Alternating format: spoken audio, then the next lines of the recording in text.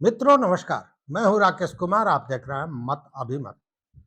मित्रों, अगर आप बिहार पंचायत चुनाव लड़ने का सपना देख रहे हैं, अगर आप मुखिया हैं, वार्ड सदस्य हैं, पंचायत समिति सदस्य हैं या जिला परिषद का चुनाव लड़ने की तैयारी कर रहे हैं, तो आज की खबर आपके लिए किसी बड़े मौके से कम नहीं है। क्योंकि बिहार सरकार ने पंचायत चुनाव से पहले ऐसा फैसला लिया है जिससे पूरे पंचायत सिस्टम जो है उसकी पूरी तस्वीर ही बदल जाएगी। क्या बिहार में मुखिया की संख्या दोगुनी होने जा रही है? क्या नई पंचायतें बनेगी? क्या वार्ड, पंचायत समिति, जिला परिषद की सीटें बढ़ेंगी? और क्या परिसीमन के बाद कई मौजूदा जनप्रतिनिधियों की सीटें बदल सकती हैं? आइए मित्रों, इन सारे जो सवाल हैं इनको बड़ी आसान भाषा में समझने की कोशिश करते हैं। देखिए, कैबिनेट का फैसला हुआ है। मुख्यमंत्री सम्राट चौधरी की अध्यक्षता में बुधवार को हुई जो कैबिनेट की बैठक है उसमें एक अहम निर्णय लिया गया। सरकार ने 2011 की जनगणना के आधार पर पंचायतों के नए परिसीमन की प्रक्रिया शुरू करने का फैसला किया है। चूंकि 2011 के बाद कोई दूसरी जनसंख्या गणना तो हुई नहीं है, इसीलिए फिलहाल उसी जनसंख्या के आधार पर यह परिसीमन किया जाना है। यानी कई पंचायतों की सीमाएं बदल सकती हैं और जरूरत के अनुसार नई पंचायतों का गठन भी हो सकता है। आखिर इससे क्या बदलेगा, और यही सबसे बड़ी खबर है। मौजूदा समय में मित्रों, बिहार में लगभग 8,053 ग्राम पंचायतें हैं। अगर 2011 की जनसंख्या के अनुसार 7,000 आबादी पर एक पंचायत बनाने का प्रावधान लागू होता है, तो पंचायतों की संख्या में बड़ा इजाफा हो सकता है। चर्चा यह है कि यह संख्या लगभग 16,000 तक पहुंच सकती है। और अगर ऐसा होता है तो नए मुखिया के पद बनेंगे, वार्ड सदस्यों की संख्या बढ़ेगी, पंचायत समिति की सीटें बढ़ जाएंगी, जिला परिषद सदस्यों की संख्या भी बढ़ सकती है, पंच और सरपंच के पद भी बढ़ेंगे, बढ़ सकते हैं। यानी चुनाव लड़ने के इच्छुक हजारों लोगों के लिए एक सुअवसर, एक नया अवसर खुल सकता है। अब एक सवाल है कि क्या हर पंचायत में वार्ड बढ़ेंगे? देखिए, उपलब्ध जानकारी जो है, मीडिया की जो खबरें हैं और जो विभागीय जानकारी है, उसके अनुसार एक पंचायत में न्यूनतम 14 वार्ड रखने का प्रावधान लागू किया गया। मतलब एक पंचायत में कम से कम 14 वार्ड बनाए जाएंगे। वहीं लगभग 25,000 आबादी पर पंचायत समिति सदस्य का निर्धारण किया जाएगा। हालांकि अंतिम संख्या परिसीमन आयोग की सिफारिश और सरकारी अधिसूचना के बाद ही तय होगी। यह जो है, यह जानकारी पुष्ट नहीं है, लेकिन संभावनाएं यही व्यक्त की जा रही हैं। मीडिया की खबरें और जो हमारे सूत्र हैं वो यही बता रहे हैं। अब सबसे बड़ा सवाल यह है कि परिसीमन करेगा कौन?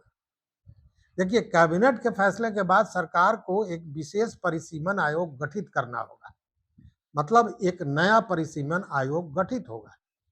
यही आयोग तय करेगा कि कौन सी नई पंचायत बनेगी, किस पंचायत की सीमा बदलेगी, कौन सा गांव किस पंचायत में जाएगा, सीटें कितने बढ़ेगी, और आयोग अपनी रिपोर्ट देगा और उसी के आधार पर नई व्यवस्था लागू की जा सकेगी।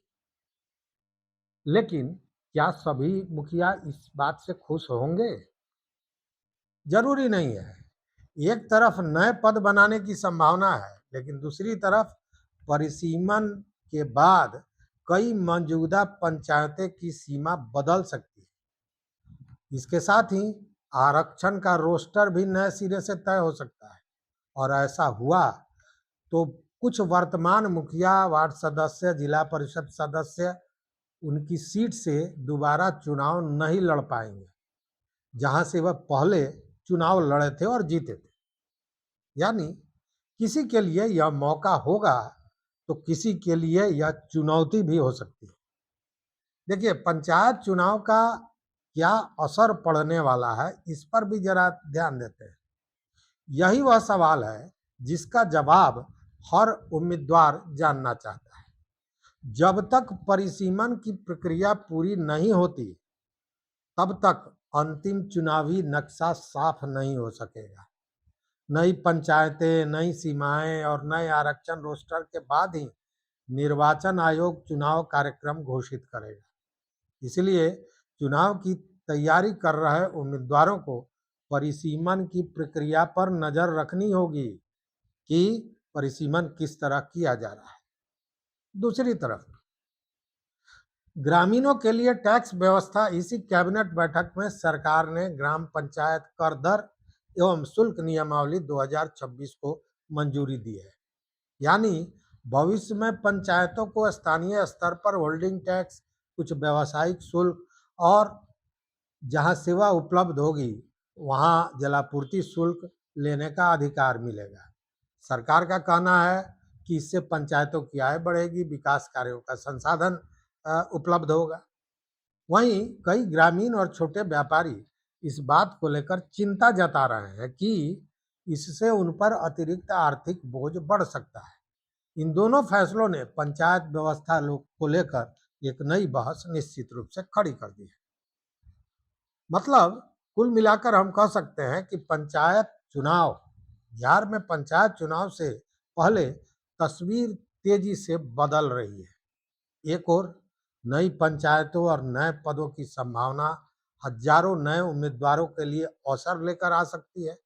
दूसरी ओर परिसीमन और आरक्षण के बदलाव कई मौजूदा जनप्रतिनिधियों के लिए चुनौती भी बन सकती है। अब सबकी नजर सरकार द्वारा गठित किए जाने वाले परिसीमन आयोग और उसके बाद जारी होने वाली अधिसूचना पर ही रहेगी। लेकिन सबसे बड़ा सवाल अब आपसे है मित्रों कि क्या पंचायतों की संख्या बढ़ने से स्थानीय शासन मजबूत होगा या परिसीमन और आरक्षण में बदलाव से नए विवाद खड़े हो जाएंगे। अपनी राय, अपना मत, अपना विचार जरूर हमारे कमेंट बॉक्स में लिखिएगा। मित्रों, यह जानकारी अगर आपको अच्छी लगी तो वीडियो को लाइक कीजिए, शेयर कीजिए और चैनल को सब्सक्राइब करना मत भूलिए। यहाँ तक साथ देने के लिए बहुत बहुत धन्यवाद। कोटि आभार। जय हिंद।